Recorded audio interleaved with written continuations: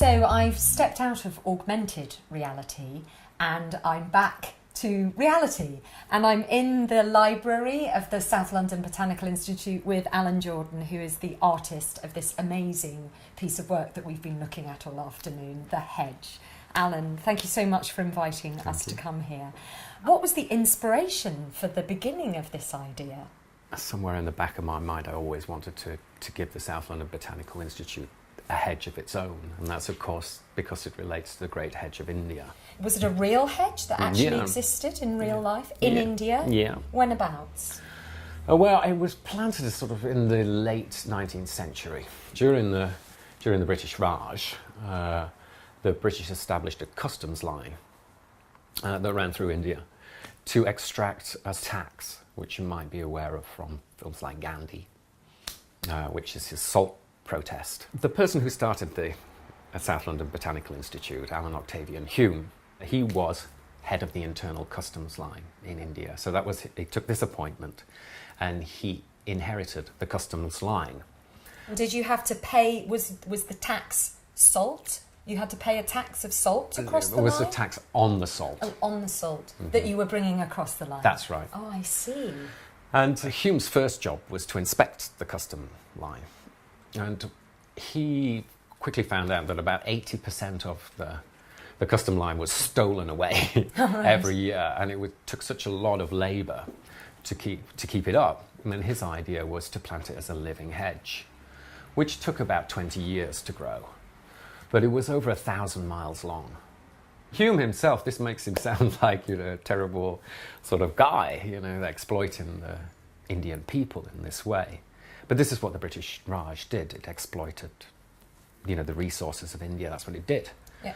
And so he was a man of his time in that sense, but he was uncomfortable doing what he did.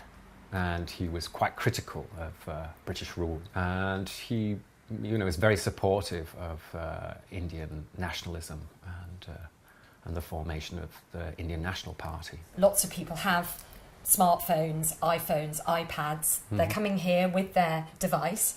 And what experience are you hoping for them to have? What I've done is I've taken a 50-metre piece of cyberspace and rammed it through here.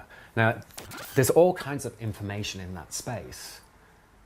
This is what I'm playing with here, is that how do you bring some more stuff to this site without taking up more space? Okay. And that's what really fascinates me about the mobile technologies. You've come here to this Victorian building and you've put on the floor these green shapes, which to me look a little bit like mats, but what do we call them? We call them the target objects. The target object. And you download an app and then you point your, let's say, iPad at the target object and up this thing starts to grow. That's right. And what's the technology behind it?